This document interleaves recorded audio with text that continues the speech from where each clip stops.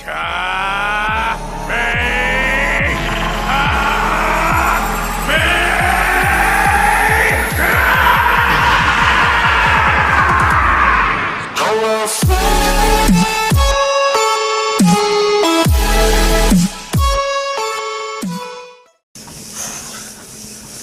up YouTube? Just here doing some cardio, and I thought I'd do a video about deloading. Because I just got back from holiday, and even though I didn't mean for it to be a deload week, it ended up being one. So deloading, just the basics. When you deload, it's basically just a time to give your muscles extra time to recover from all your workouts, to repair fully, because you're continually breaking them down week in, week out, day after day, month after month. So it's good to just have like a set period of a few days, 3 to 7 days maybe, every now and then, to give them time to fully recover. So there's a couple of ways you can deload.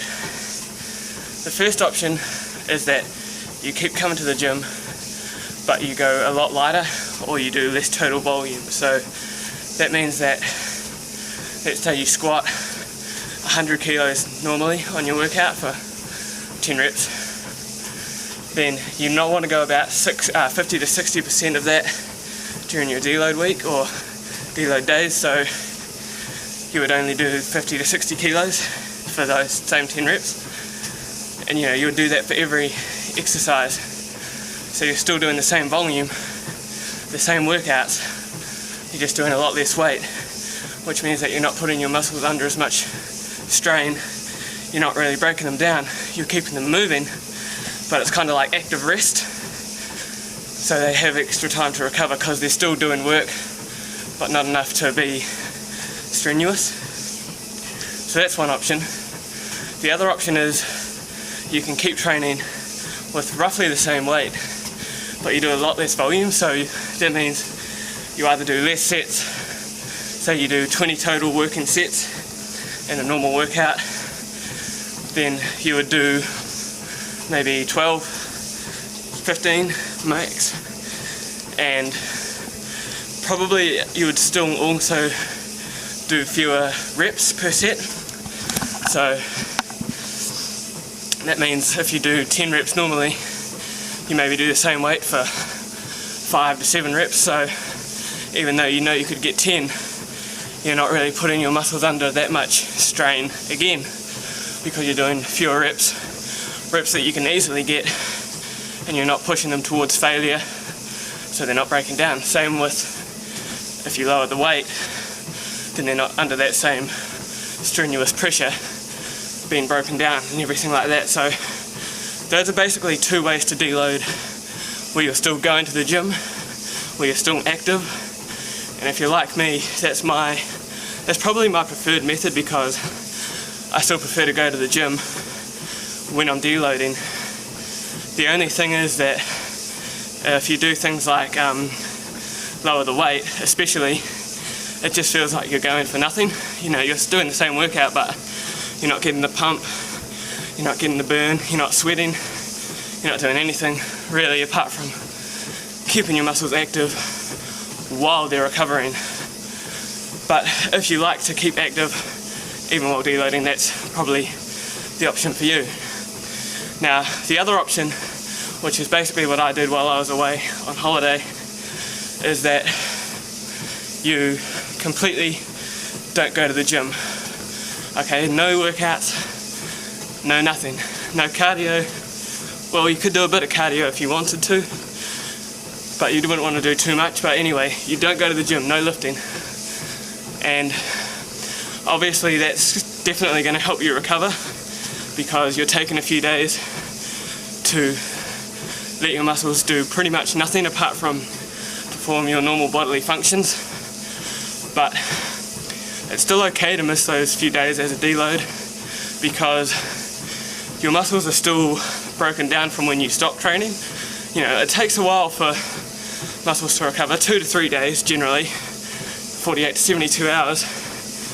And so those first few days you deload, your muscles will still be recovering And then any days after that, I guess, are just kind of extra for you to like refuel, for your muscles to be 100% recovered because they haven't been under any stress, and therefore you can come back better when you get back into the gym, you know, live stronger. And it's also helpful if your workouts are getting stale, if you're tired of the same old stuff. If you're getting bored and you're getting tired of coming to the gym, one, you could just